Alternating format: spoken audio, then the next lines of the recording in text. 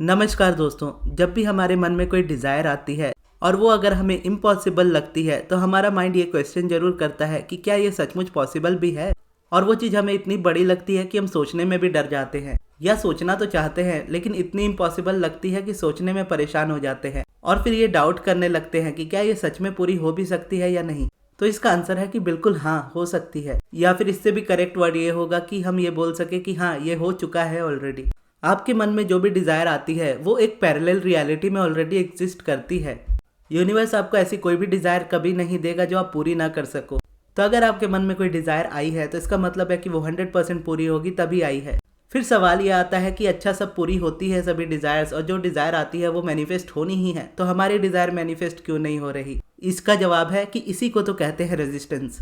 और यही इकलौता रीज़न है जो आपकी डिज़ायर को आपकी लाइफ में मैनिफेस्ट नहीं होने देता। इसके अलावा दुनिया में कोई दूसरा रीज़न नहीं होता आपके डिज़ायर के ना मैनिफेस्ट होने का। फिर चाहे आपको लगता हो आपकी उम्र निकल गई है, आप उस चीज़ को डिज़र्व नहीं करते, या किसी और को वो चीज़ मिल चुकी है, या आपके अंदर उसकी उतनी डिज़ायर नहीं है, या आपके अंदर उसे पाने की क्षमता नहीं है, या आप काबिल नहीं हो, इस तरह की जितनी भी चीज़ें आप सोचते हो सारी झूठ है, या बोलो ये सारी भी रेजिस्टेंस ही है। बेसिकली रेजिस्टेंस हर उस थॉट्स को कहा जा सकता है जो आपको ये एहसास दिलाते हैं कि आप जो डिज़ायर चाहते हो वो आपकी लाइफ में नहीं आ सकता। अब फिर उसके लिए आपके मन में जो भी डिज़ायर आ रही हो, यानी जो भी रीज़न आ रहा हो उस डिज़ायर के ना होने का, वो सभी को आप रेजिस्टेंस कह सकते हो। और जब तक ये रेजिस्टेंस आपकी लाइफ में से नहीं निकल जाती तब तक वो चीज़ आपकी लाइफ की रियलिटी नहीं बन सकती। वो ऑलरेडी एक पैरेलल रियलिटी है। और इस बात को मान करके और जान करके हम आगे बढ़ते हैं अपनी डिज़ायर्स को मैनिफेस्ट करने के लिए। क्योंकि जैसा अब्राहम हिक्स कहती है, whenever you ask it is always given, no exceptions. इसका मतलब ये है कि आप जब भी मांगते हो यूनिवर्स से कि मुझे ये चीज़ चाहिए, यूनिवर्स उसी वक्त उसी सेकंड बिना वक्त लगाए आपके वोटेक्स में उस चीज़ को क्रिएट कर देता है। वोटेक्स यानी आप अपना समझ लो कि एक पैरेलल रियलिटी। अब आप इसको इस तरीके से देख सकते हो कि आप इस धरती पे हो, आप एक इंडिविजुअल हो, इसी तरह की एक और परछाई आप समझ लो। या मिरर में जब अपने आप को देखते हो तो आप समझ लो कि आप एक पर्सन हो, आपका मिरर वाला एक पर्सन है। आप हो एक ही, लेकिन उसी के दो हिस्से हैं। क्योंकि इस दुनिया में सारी चीज़ें डुअलिटी में ही हैं, यानी एक तरफ जो आप चाहते हो, एक तरफ जो आप नहीं चाहते हो, एक तरफ दिन, दूसरी तरफ रात। जैसा अब्राहम कहती है, हर सब्जेक्ट के दो सब्जेक्ट हैं, एक पॉजिटिव नेगेटिव, अलाइनमेंट रेजिस्टेंस। तो इस तरीके से आपका भी दो हिस्सा है। तो इसको मिरर वाले एग्जाम्पल में देखते हैं ताकि आप वोटेक्स को और बेटर समझ पाओ। अब आप जैसे अपने आप को मिरर में देख रहे हो तो आप अपने आप को एक इंडिविजुअल के तौर पे देख सकते हो। जैसे अगर मैं मिरर में देख रहा हूँ तो मैं देख रहा हूँ मैं गगन हूँ, लेकिन जो मिरर में मुझे दिख रहा है उसको मैं एज अ गगन ना देख करके मैं ऐसे देखूंगा कि वो मेरा इनर बीइंग है, यूनिवर्स है। और यहाँ पर मैं जो भी सोच रहा हूँ उस पर्सन की लाइफ में, यानी उस इनर बीइंग में, वो सारी चीज़ें रियलिटी में है। मेरे पास इस वक्त रियलिटी में नहीं है, लेकिन वहाँ पे सारी चीज़ें एग्जिस्ट करती है। अब ये देखोगे ना, अचानक से एग्जाम्पल देते हुए मुझे याद भी आया कि मैंने एक मूवी में देखा था इसके बारे में, जो कि हैरी पॉटर है। अगर आपने हैरी पॉटर बुक पढ़ी है या आपने मूवी देखी है तो आपको पता होगा कि हैरी पॉटर के पहले पार्ट में, Harry Potter and the philosopher's stone, उसमें एक वैनिशिंग ग्लास होता है, यानी एक ऐसा मिरर होता है जिसमें अगर आप देखते हो तो आप अपने आप को जरूर देखते हो, लेकिन आपकी जो इच्छाएं होती है, जो आपकी दिल की इच्छाएं होती है, वो उस मिरर में आपको रियलिटी में दिखती है। हैरी के पेरेंट्स नहीं रहते हैं, मूवी में ऐसा दिखाया गया है, और स्टोरी ऐसी है कि हैरी के पेरेंट्स नहीं रहते हैं। तो हैरी जब भी अपने मिरर में देखता है अपने आप को तो वहां पर देखता है कि उसके पेरेंट्स उसके साथ हैं। अब यहाँ पर ये क्वेश्चन हो सकता है कि फिर वो ऐसा क्यों देखता है, क्योंकि वो चीज़ तो रियलिटी में मैनिफेस्ट नहीं हो सकती। कि कोई पर्सन अगर जा चुका तो वो कैसे आ सकता है। पर स्पिरिट के तौर पर अगर देखोगे तो वो फैमिली एग्जिस्ट करती है। वो फैमिली जब फिजिकल लाइफ में थी तब हैरी के साथ थी, और उसी वक्त वो हैरी के नॉन फिजिकल बीइंग के साथ भी थी, यानी उसके इनर बीइंग के साथ भी थी। अब क्या हुआ, हैरी के पेरेंट्स जब नहीं रहे तो वो फिजिकल लाइफ में नहीं रहे, लेकिन नॉन फिजिकल में वो उनके साथ एग्जिस्ट करते हैं। और क्योंकि नॉन फिजिकल से फिजिकल का कनेक्शन कभी ब्रेक नहीं होता, क्योंकि हम सभी नॉन फिजिकल ही हैं जिनको फिजिकल लाइफ मिली है।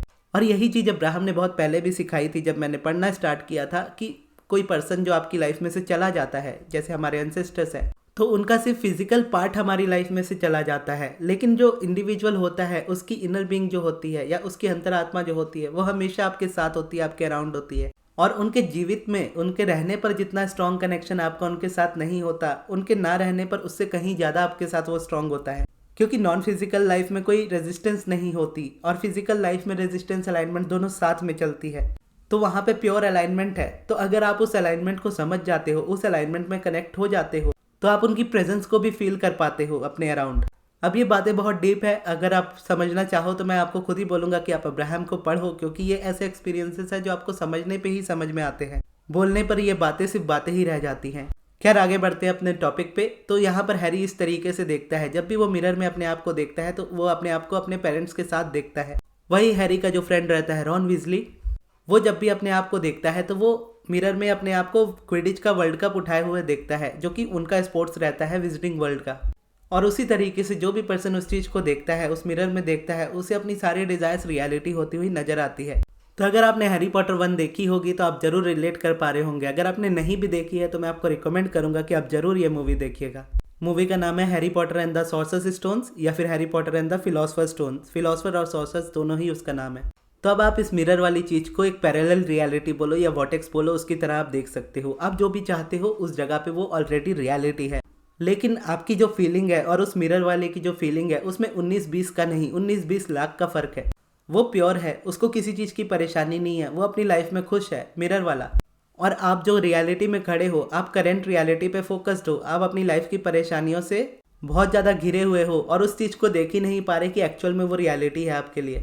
तो जहाँ पर आपकी एज एन इंडिविजुअल जो फीलिंग्स है, जो अलाइनमेंट है, वो अगर सामने वाले से मैच कर जाती है आपके इनर बीइंग के साथ, आपके सोल, आपके सोर्स, आपके गॉड के साथ, तो वो आपकी लाइफ में आनी ही आनी है। अब इसका एग्जाम्पल एक अब्राहम ने इस तरीके से दिया था। अब यहाँ पे मिरर की जगह पर आप एक दीवार देख सकते हो पतली सी, या मान लीजिए जैसे आप टकेशिस कैसल आपने देखा ही होगा, तो उसमें जो गेम्स होती थी, तो उसमें एक ऐसी गेम होती थी जिसमें बहुत सारे डोर्स होते थे और हर डोर्स में फटने वाले कागज लगे होते थे 3-4, और ऐसे ही एक के पीछे एक 4-5 डोर्स होते थे, और उन 3 डोर्स में से आपको एक सेलेक्ट करके कूदना होता था। एक पक्की दीवार होती थी, उस पर अगर आप कूद जाते हो तो आपको चोट लगेगी, आप वहीं गिर जाओगे। दूसरे के पीछे जाली होती थी, आप कूद के बाहर तो निकल जाओगे लेकिन जाली में फंस जाओगे। और तीसरा वाला क्लीन रहता था कि आप जंप करोगे, आप उसको पार कर लोगे क्योंकि आगे कोई हर्डल नहीं है। तो इसी तरीके के कुछ एग्जाम्पल के साथ अब्राहम ने इसको समझाया था कि मान लो कि आपके सामने एक बहुत बड़ा डोर है, दरवाजा है, और एक दीवार है। बेसिकली एक दीवार है, दीवार पे दरवाजा है, और वो दरवाजा लॉक है, और दरवाजे के इस तरफ आप रो रहे हो, परेशान हो रहे हो, और यूनिवर्स आपको बोल रहा है आप जो ये दरवाजा देख रहे हो ना, ये दीवार देख रहे हो, इसके पीछे आपकी सभी डिजायर्स आपकी रियलिटी है। आपने जितने पैसे चाहे हैं वो पैसे हैं, आपका स्पेसिफिक पर्सन है, आपकी जॉब है, आपका करियर है, आपकी हेल्थ है, आपकी फैमिली है, आपकी प्रॉपर्टीज़ है। आपने जो जो अपनी लाइफ में चाहा है कि आप जहाँ जहाँ घूमना चाहते हो, जो जो चीज़ें हासिल करना चाहते हो, वो सारी चीज़ें इसके पीछे है। आपको बस इतना करना है कि इस डोर को ओपन कर देना है, और जब आप इस डोर को ओपन कर दोगे तो इसके पीछे जितनी भी चीज़ें हैं वो इतनी तेज़ी से आपके ऊपर आएंगी, और ऐसे आएंगी कि आप उसके नीचे दब जाओगे, और ऐसा दब जाओगे कि आप अब्राहम को फिर आवाज़ लगाओगे कि अब्राहम एक ऐसा सेमिनार लो और हमें हेल्प करो कि हम कैसे इन डिज़ायर्स को रोके, यानी इन चीज़ से कैसे बचे, इस चीज़ को कैसे हैंडल करें, क्योंकि इतनी डिज़ायर्स मैनिफेस्ट अब हो रही है मेरी लाइफ में कि मुझसे समझ नहीं आ रहा कि मैं क्या करूँ, कहाँ भागूँ, कहाँ जाऊँ, किसको बताऊँ, कैसे हैंडल करूँ इतनी सारी चीज़ें। इसका फ्लो थोड़ा कम कर दो ताकि मैं इसको मैनेज कर पाऊँ अपनी लाइफ में। इतनी मैनिफेस्टेशंस हो रही है कि मुझसे संभाला नहीं जा रहा, और इसका जीता जागता प्रमाण मैं हूँ आपके सामने। मेरे साथ भी यही हुआ था, जो मैंने अपनी सक्सेस स्टोरी में भी शेयर किया था कि जब मैंने ये वाली चीज़ पढ़ी थी और इस चीज़ को जाना था, तो कुछ डिज़ायर्स मेरी ऐसी थी जहाँ पर मुझे लगता था कि हाँ मुझे इतना चाहिए कि मैं संभाल ना सकूँ, और फिर जब वो चीज़ें आई तो इतनी तेज़ी से आई कि मेरी इतनी हालत ख़राब हुई, मैं भागा अपना शहर छोड़ करके पूरी। और वहीं पहली बार मेरी मुलाकात हुई, या बोलो मेरा मिलना हुआ जगन्नाथ जी से, और उसी समय से वो कनेक्शन बना और इतना स्ट्रॉन्ग बना। वो मोमेंट आप बोलो, वो स्टोरी आप बोलो, अपने आप में इतनी अमेजिंग, इतनी मैजिकल है कि मैं क्या बताऊँ आपको। तो बेसिकली इस तरीके से आपके सामने एक दीवार है, उस पर दरवाजा है, आप उस दरवाजे को ओपन कर दो, उसके पीछे आपकी जितनी डिजायर्स है आपके ऊपर आ गिरेंगी, और जब वो आ गिरेंगी आपकी प्रॉब्लम्स आपके सॉल्यूशंस में बदल जाएंगी, आपकी अनफुलफिल्ड डिजायर्स फुलफिल हो जाएंगी। जो जो चीज़ें 10 साल पहले भी नहीं हुई है ना, वो भी हो जाएंगी, क्योंकि मेरे साथ हुआ है ऑब्वियसली। मेरे स्पेसिफिक पर्सन को मैंने मैनिफेस्ट किया 10 ईयर्स के बाद, या ऑलमोस्ट 9 ईयर्स के बाद, सेम ही है 9-10 साल। तो इस तरीके से वो सारी चीज़ें लाइंड अप है आपके लिए, और ऑलरेडी सारी पड़ी हुई है, बस इंतजार है कि आप उस दरवाजे को खोलोगे, और उस दरवाजे को खोलते ही वो चीज़ें आपको मिल जाएंगी। और ये जो यूनिवर्स के लॉज है ना, ये कंसिस्टेंट है, यानी ऐसा नहीं है कि आज आप फॉलो कर रहे हो आपको रिजल्ट मिल रहे हैं, कल भी फॉलो कर रहे हो और कल रिजल्ट नहीं मिलेंगे, जबकि ये इतना कंसिस्टेंट है कि आप जब जब इसको फॉलो करोगे आपको तब तब रिजल्ट मिलेंगे, आप जब जब इस चीज़ से दूर जाओगे आपको तब तब रिजल्ट भी आपसे दूर जाएंगे। और फिर चाहे वो जितनी भी दूर क्यों ना निकल जाए, आप वापस से इस चीज़ को फॉलो करोगे, ये वापस से आपके लिए उसी तरीके से 100% एक्यूरेसी के साथ वर्क करेंगे।